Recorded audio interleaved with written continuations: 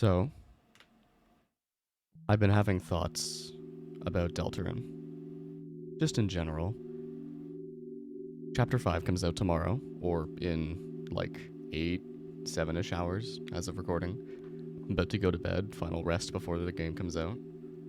And I wanted to just quickly record all my thoughts of, just chapters 1 through 4. This is all unscripted, just off the dome. I don't really have anything planned. I don't even have anything brought up, just my wallpaper. And just want to talk. So I will pull up some stuff from Twitter and from just like Discord and stuff that show off what I'm thinking of.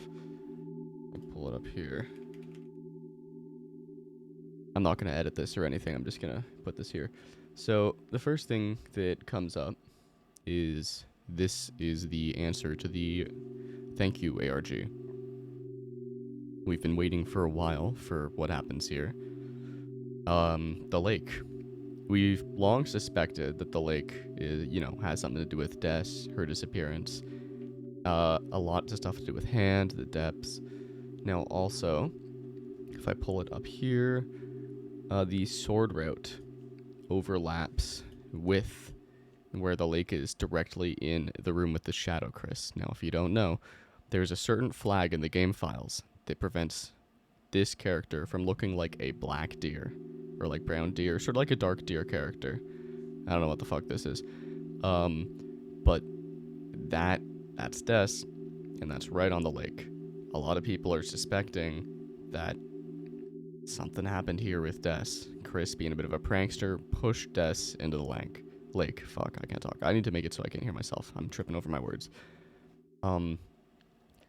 I think it's a bit more complicated than that. I don't think Des drowned, or, well, I do. I don't think Chris pushing Des into the lake is what caused her to drown. This is a bit of a crack theory that I've had for quite a while.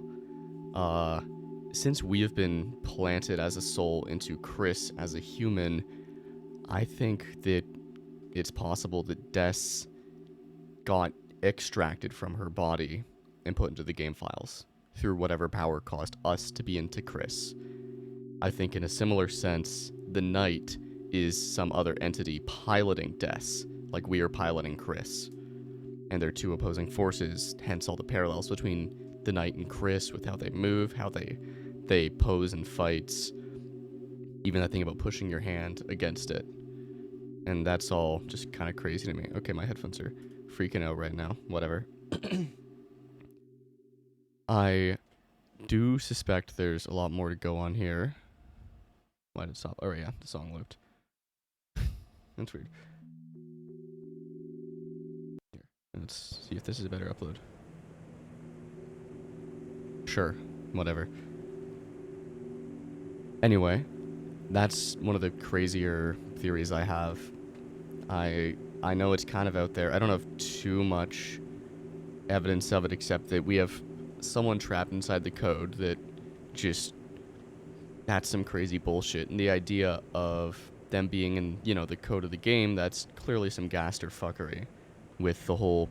by the way, prerequisites, it's a little late for this, but watch Roots Theory. It's only like 40 minutes. It's very good. And watch Device Theory. It's only like 13 hours, but it's, I think, very much just the most well thought out, best probably fan theory I've ever seen. It's absolutely worth the watch.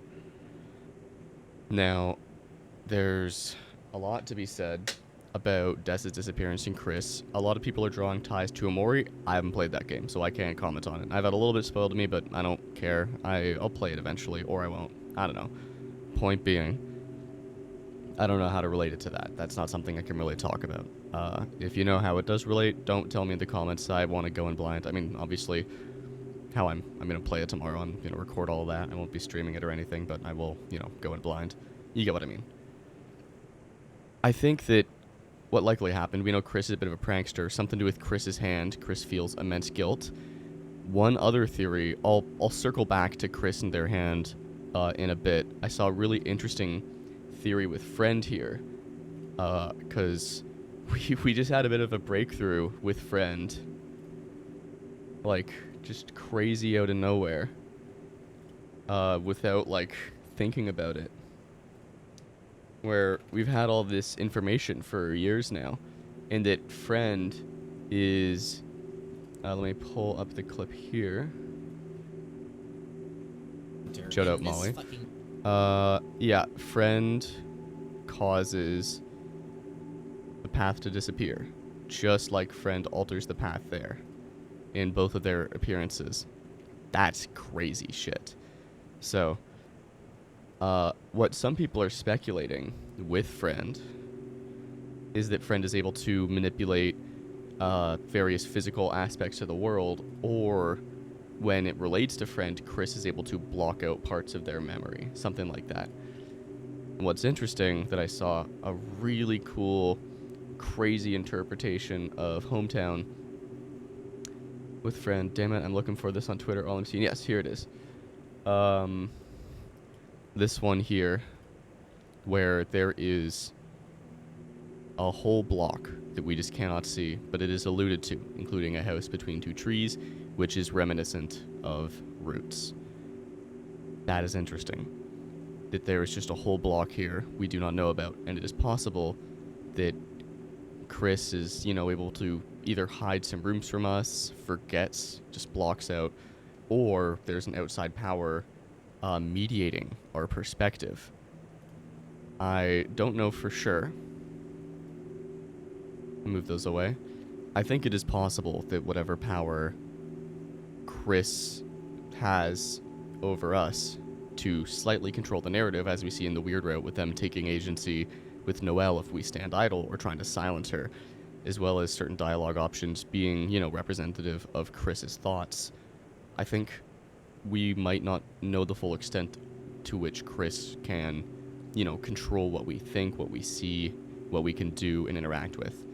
And I think depending on what level of the device we are, if we're in the dark world, the light world, that changes. Where we see a lot less of it in the dark world, but with the light world, Chris has a lot more power and agency over what we do and say, compared to the dark world where it's a much more deep connection. I don't know if I'm talking out of my ass here, I'm just spitballing stuff. It's 11:25 p.m. I'm sick as hell right now, but just want to get my thoughts out. Now, what else was I thinking of? Let's go back to... Yes, back to this. So, my very much crackhead theory is that Des is a vessel, not for us, but for another entity that operates on the same plane as us. In the parallel that we are, the angel, and we are in heaven, that being the real world, the level above even the device. I think if you invert that to go to the opposite, into the depths, into hell, the children follow the tail of hell. Or the tail to hell, well, you go, whatever it is. I think that whatever entity... The knight parallels Chris as a vessel, so who parallels us as the pilot of the vessel is what I'm alluding to. I think that something snatched Des's consciousness out of her body as Chris pushed Des into the lake is like a prank or something. I've seen a lot of people thinking Chris pushed Des. I don't know 100% what that theory stems from. I've heard it's some Amori bullshit. I don't know. But I think it seems plausible, Chris being a little prankster bastard. I think it has some merit to it, that it's believable enough that I'll just buy onto it. Obviously, I don't know if it's true or not. It's just what is there. Now, circling back to talking about the two vessels, I think that Chris being inhabited by us, and Chris being so parallel by the knight with how the knight poses during the fight, with how in the sword route there's that one room where Chris goes against like the shadow, which we control briefly, and I think that... Oh my god, my cat's meowing outside my door. That in and of itself is another parallel to the fact that Des is being controlled. Us momentarily taking over that vessel there, I think, is hinting that Des is not in charge of her own actions as the knight or her body. I think that Des, as a consciousness, has been removed from her body, put into the code of the game through Frendergast or some, bullshit like that. And either Frendergast or some other entity, Toby Fox, fucking who knows, is controlling Des's body through the knight's actions. In the same way that we have magical angel powers as Chris to use the soul and summon the like light of the soul to banish the dark world, I think Des has the power to manifest like the various forms of the night and maybe create stronger dark fountains, stuff like that. Now, there's one other thing here. There's a lot more I could talk about if I gave myself more time to like think it through, but honestly, I'm tired as hell. I want to go to bed. So where are you? There's one prophecy panel that I'm looking for. Where are you? It's one about the girl. Here it is. Love finds its way to the girl. I don't know if the girl is Des. I don't know if the girl... the girl is Noelle. I don't know if the girl... Fuck, that is... I don't know if the girl is Susie, Des, Noelle, whatever. What I do know, that's a heart, and what that means in Deltarune is that's potentially a soul. Now, what we don't know for sure is if the soul... No, we do know for sure. The soul inside of Chris is us. And if there's a soul in here, that means it's possible someone is piloting this. Love finds its way to the girl. Very well could be Undertale's meaning of love, a darker, level of violence interpretation of it. That could be alluding to the weird root. Love finds its way to the girl, levels of violence finding its way, it's us controlling Noelle. I don't 100% know if that's the interpretation I'm going to go off, what I want to go off for this. A mix of just because it sounds cool, but also I'm crazy and I'm evil MatPat, I'm twisted, dark MatPat, whatever. I just think it sounds cool to think about, and that's what I think is fun about theories, is if they're just fun to think about, but I digress. If this is Des, and I do think with, Raise Up Your Bat, there's some evidence in there about Des having visited or been to a dark world at some point, I think Des took our role as the vessel. Now, I don't think that, they're not a human, she's not a human, obviously, so it's not the cage, which there's a lot to be said about that. I think the cage is the vessel we made at the beginning of the game, but that's a whole other shit. I think Des is, being piloted. I don't think there's gonna be some fucking Deltarune prologue spin-off chapter 0 or whatever where we control Des and we go to the past. No, I mean that'd be cool, but that'd be weird. I think that there's some other entity that has control over Des the same way we do Chris, except I think it's a level further. Perhaps because the time that Des got taken over, I suspect whenever something happened at that lake, and I think past tense something happened is important distinction to make, because what I saw is there's no park benches here, which, yes, they could be being used for the festival, they could be taken away, that makes sense. What doesn't is the tree trunks. They are distinctly thinner compared to what we see in the normal lake. Now there's another screenshot that I found over, where is it? God. I don't want to edit this, but this is going to be really scuffed. I can't even spell Deltarune. Are you there? Are you there? Yes. Here we go. Is that the right one? Just trying to find an image of the normal lake. Deltarune Lake. Bam. That's the acid lake. That's the lake at night.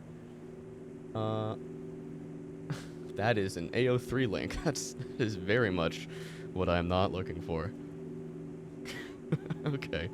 Let's find something else here. It's just fan art about the new lake we've seen. I have to go... Okay. You know what? Beggars can't be choosers. Let's just... I'm not using that one. There we go. So you can see it's a little hard to make out, but the trunks of these trees versus the trunks of these trees. You can see roughly here they're smaller, less plentiful trees compared to...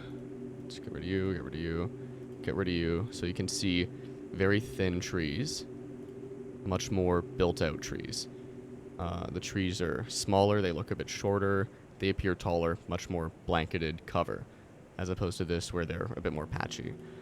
I think this scene is either a memory, a dream, something in the past of what happened at the lake. I think that relates to Chris's need for therapy. Let me make sure my mic is still sounding okay. Yeah, okay, sounds good. Chris's need for therapy, as we see in the Chapter 4 egg room. I like the idea that Chris's therapist... Fuck, I closed the tab. Chris's therapist is in one of the rooms that Chris doesn't give us access to, or Chris is plotting out of their own memory between, like, Santa's place and Caddy's and stuff like that. I think that something to do with water, the depths, the abyss, there's some form of trauma Chris is either suppressing or not letting us know about. And I think that it has to do with Dessa's disappearance. What that doesn't really explain is Asgore's whole deal. Fuck, I didn't mean to call you a Asgore, my bad. Asgore's whole deal. I think that Asgore's seen some shit, just like how Chris has seen some shit, but that's not necessarily the same shit. What is possible, and this is purely me spitballing, I don't really have much of a through line here. Asgore saw some shit after Chris saw and or did some shit. Let's say, hypothetically, Chris pushed Des into the lake, reached out their hand to try and get Des back up, but at that same time, as Des maybe grabbed onto Chris's hand to get back up, Gaster/friend just plucked Des' consciousness out, put that into the game files, turned Des into the vessel, Des, quote-unquote, drowned, later becoming the Knight. Sounds crazy. I don't know. I don't care. You can yap about it, get mad all you want. It sounds cool to me. I'm just gonna stick with that. Now, what Asgore may have seen is the aftermath of that, where Chris suddenly starts acting different. That's causing trouble in the family. Chris is traumatized. Des is disappearing. Everyone's just going crazy in the town. Asgore sees the Knight, or something like that. Asgore has a piece of the Black Shard. We don't know when he got it. I suspect he, at some point, had a tangle with the Knight.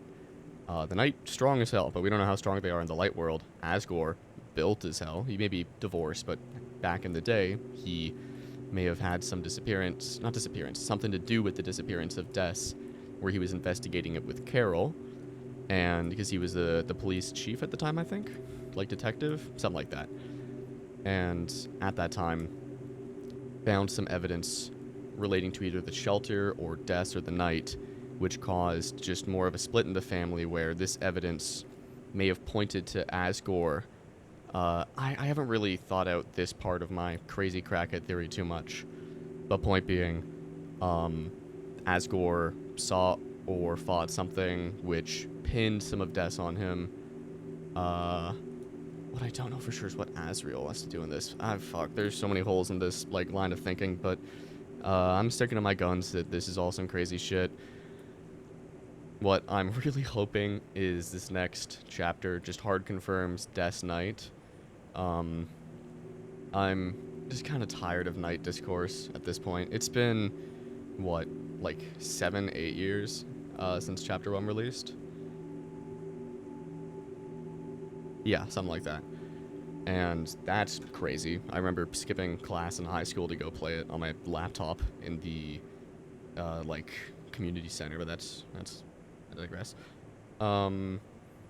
And we've always had, Chris's Knight, Papyrus's Knight, which Chris's Knight has some merit. I think Chris may be a second Knight. Chris did get knighted, but that's also just a whole other topic, which I do not have the preparation to talk about, since I have not watched they/them or really looked into the game files for quite a while. Anyway, I think that I'm going to wrap up my thoughts now, as it's been just 20 minutes of me just raw talking to the camera, or microphone. I don't have a camera on right now. And I would like to just leave it at that. There is more I could talk about. There's more I could get into about all of this stuff.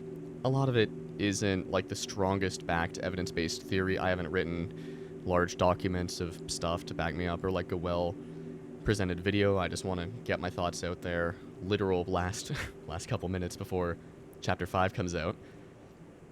I don't really have any predictions or expectations for Chapter 5. All I know is I'm sick as hell right now, so I'm calling in sick tomorrow, which none of my bosses are probably going to believe because Canada is playing, but what are they going to do?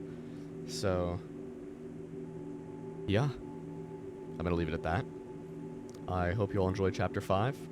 My first playthrough I'm going to be doing just on my own. I will record it and either upload the full thing or edit that later. I'm going to be playing the first time on my Switch, because I really like the borders and what they add to the game. And then the second playthrough, I will do on my PC with the same save file that I streamed. I'm going to be doing that probably in a week or so, whenever there's more documentation about Chapter 5 of all the stuff in it, so I can have more nuanced opinions and thoughts on it beyond what I can find in my own gameplay, and more of the lore-heavy players get their teeth into it. Also, when NX Rune, the mod that adds borders to Deltarune, gets updated. I really like the borders. And it really makes me sad that on PC we just don't get them, because they add a lot to the ambience of the game. Yeah, so it's been 20 minutes. That's my thoughts on the game. I hope you all enjoy Deltarune Chapter 5. I will be keeping you all posted about my thoughts on it on Twitter or Discord or fucking wherever. I'm going to be fully logged off of all social media until I play through it tomorrow, as I do not want anyone spoiling it. If it gets spoiled to me, I will be killing that person in real life. Legally binding threat, not in Minecraft, not in a video game. That's actually happening. So, with that being said, good night. Deltarune tomorrow.